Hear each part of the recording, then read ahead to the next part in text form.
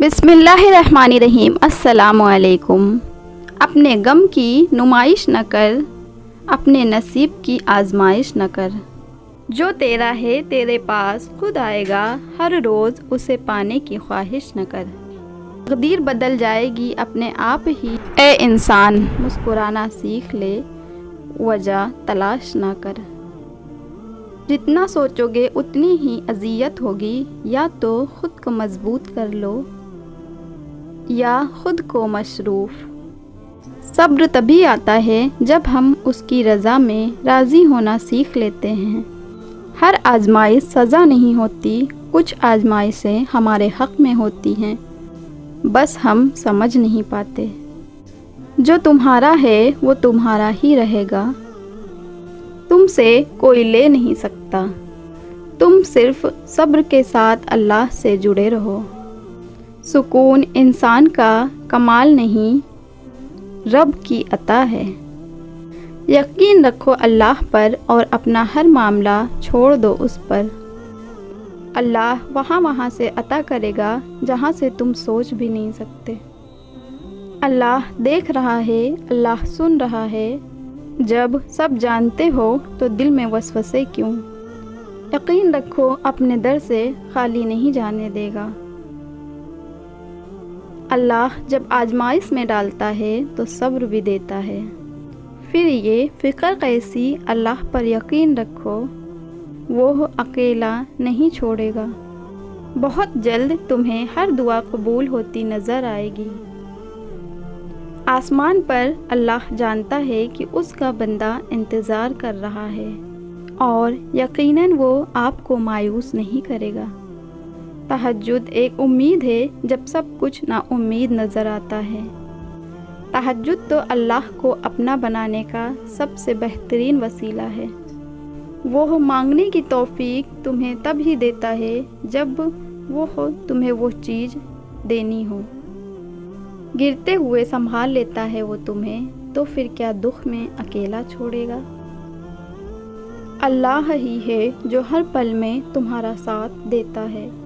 جب سب چھوڑ جاتے ہیں تم تب بھی دعا کرتے رہنا۔ جب تمہارے پاس قبولیت کی کوئی بھی وجہ باقی نہ رہے، کیونکہ بے بس تو صرف تم ہو، اللہ نہیں۔ وہ تو پل بھر میں نصیبوں کو بدل سکتا ہے۔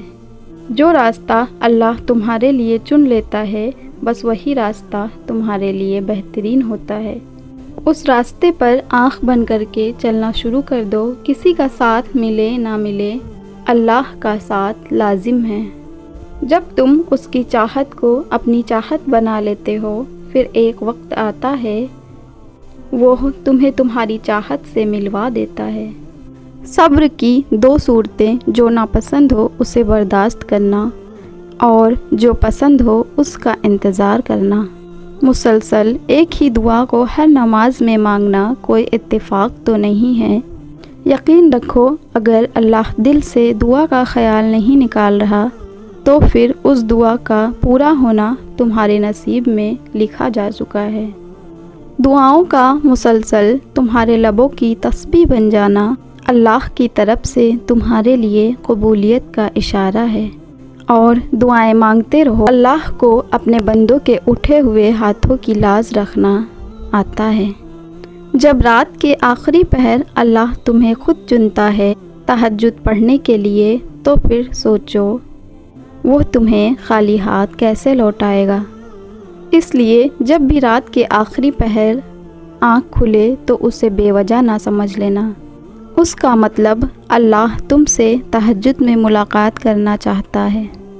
جو کچھ بھی تم اللہ سے رو کر تڑپ کر مانگتے ہو، دیکھنا ایک دن حقیقت میں وہ تمہارے سامنے ہوگا۔